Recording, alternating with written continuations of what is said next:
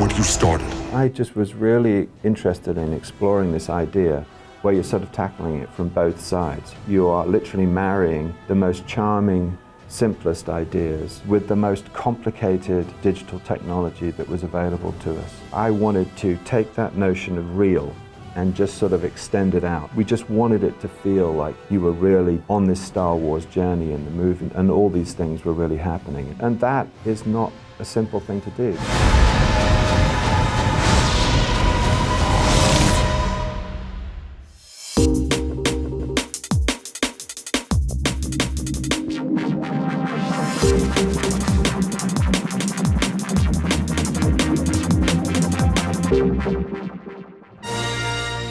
David Cohen from Variety here, and welcome to a special episode of Artisans. Our guests today are from the Oscar-nominated visual effects team for Star Wars Episode 7, The Force Awakens. Roger Guyett, the overall visual effects supervisor for the show, Patrick Tubach, Industrial Light and Magic's visual effects supervisor, creature supervisor Neal Scanlan, and special effects supervisor Chris Corbould. They took us inside the artistry of The Force Awakens, and after you listen to them, you may want to watch the film again just to watch their work. And why not? Everyone else is seeing it over and over again. It's breaking box office records around the world. Roger, you've done 2 Star Trek movies with JJ. I have, yeah. If it were me, and I were directing a Star Wars film after having rebooted Star Trek, that one of my first conversations with my visual effects supervisor would be, all right, we can't make them look the same. They've got to look different. Absolutely, yeah. Quite frankly, they have their own DNA, don't they? They have kind of like their own feeling. I think in many respects, the Star Wars thing was much more clearly defined. It really all starts with artwork, doesn't it? Yeah, it does, yeah. You know, there's so much artwork generated for this film, and it starts with, you know, the production designers of Darren Guilford and Rick Carter talking with Roger and JJ and all batting around ideas. And, you know, that wealth of artwork that comes from not only what we've generated for this film, but what began with Ralph Mcquarrie back in the early days of Star Wars. I think all of that was our inspiration for what became this film, and we were always dipping back into that design language and pulling that stuff forward into this film. Well, JJ was obviously very keen to do as much in camera. He wanted to stay true to a certain proportion on The New Hope. You know, that was our benchmark. Camera, action! I mean, this is crazy. Just look around. The speeders were quite an interesting one. It was a perfect marriage between us, special effects and digital effects. The whole speeder thing is just such a part of the Star Wars thing, isn't it? I mean, in the first movie, you know, Luke's speeder, it was famous for, you know, the mirror they had on the underside of it. If you remember the Rey speeder, where you first see her going across the desert on it, if you remember, it's like a great big tractor body, and we mechanised that, so we made a bespoke chassis and mounted a 1000cc motorbike engine in it, so we could roar across the desert 60, 70 miles an hour with a reactor on the front, and there was a hidden driver in the engine portion of the speeder. The whole testing procedure for the speeder through the desert, we were weeks and weeks testing it, because every time we sort of got it where we wanted it, I'd show it to JJ and he said, yeah, that's great, but it'd be wonderful if it could bank either side. So we'd get it banking, and then I'd take it back to him, and JJ would say, Joe, if we could get it going up and down 1 or 2 feet as well as banking from side to side. So, you know, just getting that raised speeder was probably a 4 or 5 month process, you know, where we keep improving it. This certainly takes the realism of Star Wars visual effects to another level. There was a jump from the original trilogy to the second trilogy, and now we're seeing TIE fighters against sunsets, and Kylo Ren's shuttle comes in and there's haze, and you really feel like you're in a very tangible, tactile world. We wanted to bring that sort of level of excitement that if you were a 12-year-old or even a 54-year-old watching this movie, that you were experiencing these things. I'm literally shaking, like this is insane. I think a big thing about believability is just, do you feel like everything in this movie could have been shot? So even when you're in full CG sequences, are you feeling like that camera is something that you could have mounted on a helicopter? For instance, in the Falcon chase sequence, when the Falcon whips by camera at the end and then dives into the big engine, we did that scene multiple times, and we figured out that we were moving the camera way too fast, and so we took it down to a speed that is actually achievable. Common language. Yeah, you needed to be able to do it. Into our real world. And that's the thing that Star Wars, to me, is often about. It's that kind of odd thing that the rules are actually a lot to do with our world. I mean, we'd often joke that Star Wars, you know, you have a certain range of planets, don't you? You have the desert planet, you have a snowy planet. I mean, that's kind of part of the world of that galaxy. How is Jakku different from Tatooine? Both Tatooine and Jakku have this sense of desolation and this sense that, boy, I'd really like to get off of this planet.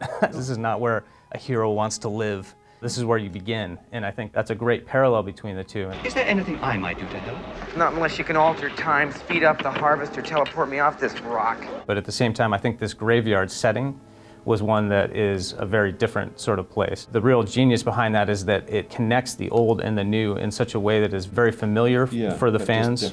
It's an easy way to get into it, but at the same time, it's sort of saying, here's your old movie, here's what you were used to seeing, and now we've moved on. Everything's moved on a certain amount of time. Is there a shot or a sequence in The Force Awakens that really makes you smile or that makes you especially proud? Weirdly enough, it is a Pyrotechnics sequence where they were tracking back with Daisy and John running towards camera, and the explosions were going off behind them and getting closer and closer and closer and closer. And I remember the shot vividly because the camera was on the back of a little quad bike and they were running and I was cueing all the explosions. Everybody loved the shot after we'd done it. I think it was like a kilo of high explosive in each one of them. Some of them were 20 gallons of fuel. And the sound and the thud on you as they're getting closer and closer and closer is quite interesting.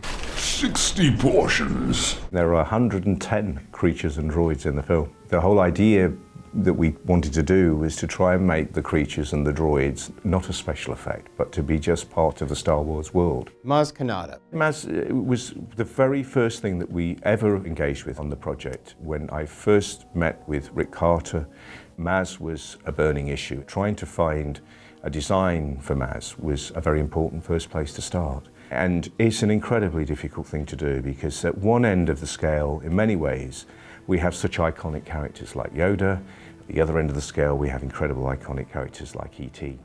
And from my perspective and from our concept designers, as you move the physical form around, you inevitably end up moving either to one end or to the other. I would say it took over 8 months before we had a eureka moment with JJ, where I think that everybody that walked into the room saw the design of Maz and went, that's it. BB-8 is a great creation, as much so as R2-D2 was back in the day. This little character is on a very important mission, has to succeed, and I see him as a mischievous child who's aware of their cuteness, is aware that he can pull heartstrings when necessary, and all of those things just help us cement his personality. I suppose like all performances, you start quite large, you start quite crude, and then as time, in the rehearsal period, which we call it, as that time evolved, then you begin to finesse the performance and begin to realize how little one has to do in some cases in order to translate an emotion. It was JJ's desire that BB-8 be practical because of the interaction between him, her, with the actress and actors. In many, many shots, BB-8 does have a puppeteer attached to him, and that puppeteer is then painted out later. You can see his personality developing. If he was too young or too serious or shy or whatever, and JJ could just direct him, and that allowed us to totally understand him.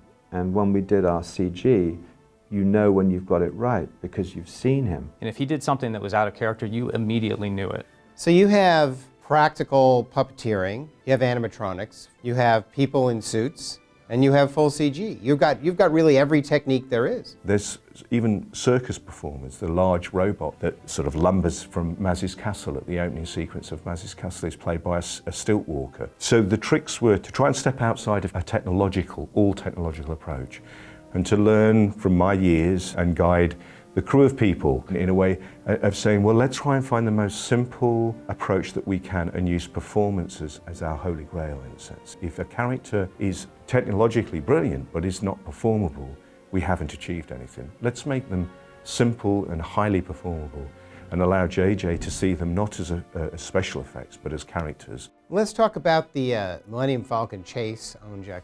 I think it's just incredibly cool. And I think one thing that he wanted is to feel like you were in a bit of a car chase. It was a very classic action sort of sequence. Just trying to ground the movie in some cinematic reality that people understand. We all get a great car chase, and this is one that happens at 700 miles an hour through a foreign landscape with all of these amazing ships. It was interesting showing some of the shots to the original guys and hearing what their reaction to them was. Some of the model guys were saying, oh my God, those were the things that we were trying to do, even in the day. So it was interesting hearing that whole resonance loop all the way around from the early work. Everybody takes all the sophisticated technology for granted, but at the same time, I think We always want to keep that spirit of trying something new and taking risks and seeing, maybe this isn't going to work. Even just taking on the scope of this film and with all the visual effects in it, is it going to work? Are we going to be able to translate that idea of the old into the new and have people still accept it? All of that was risky. We were never feeling like this is a slam dunk. We have to make this work in order for people to embrace it the way that they have. Please click like on this video, share it with your friends, and tell us what you think in the comments. We love making these Artisans videos, and your shares, likes, and comments help us keep on making them.